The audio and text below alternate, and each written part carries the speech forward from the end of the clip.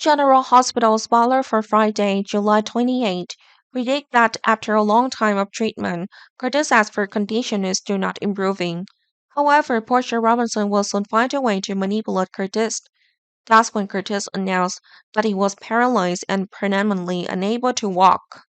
But Portia deceived Curtis that there is a cure. In fact, Portia knew that Curtis would forever be unable to walk properly, even if she took Curtis to the best hospital facility in the world. Unfortunately, Portia's lie was believed. Curtis did believe that there was a way to restore Curtis' legs. Portia was supportive of Curtis' belief. This made Curtis immediately wants to get off the hospital bed on his feet. However, Curtis fell shortly afterward. Fortunately, Portia and Elizabeth Baldwin made it in time and brought Curtis back to the hospital bed. Meanwhile, Molly Lanza Davis is having trouble with her inability to get pregnant. Prior to hearing this news, Christina Corrento Davis proposed a surrogate mother for Molly. But Christina also wants to know, is it true that Molly can't get pregnant? Christina's question confused Molly. With modern science, Christina argued doctor will certainly have a cure. Molly then felt pretty heartbroken over her conversation with Christina.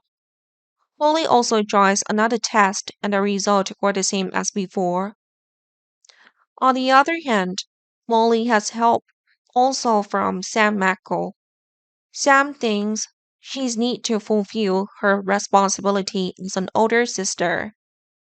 However, Molly has a rather bold proposal to Sam, which may be that Molly asked Sam to be Molly's surrogate.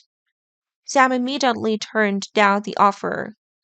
This arranged Molly and left shortly after. After a long time, Nina Reed and Colleen Bancehurst still see each other as enemy. Then Nina might want to sympathize with that Collie has been going through, but Collie only saw it as a sarcasm. Of course, Collie was ready to respond when necessary. Collie also did not hesitate to declare that she would take back everything that belongs to Carly. The two clearly never intended to end the fight here. Sasha Gilmore's side is also in trouble. After Sasha was taken to Ferncliff, Sasha still secretly used drugs prescribed by Damon Montague. Perhaps Sasha hoped that after taking the medicine she would return to normal. But naive Sasha doesn't know that all problems are caused by prescription. The more she uses Sasha, the more out of control she becomes. The police had to tie Sasha's hands and feet in case Sasha hurt herself. After the same time, Maxie Johns is about to move into her new home after doing the final cleaning.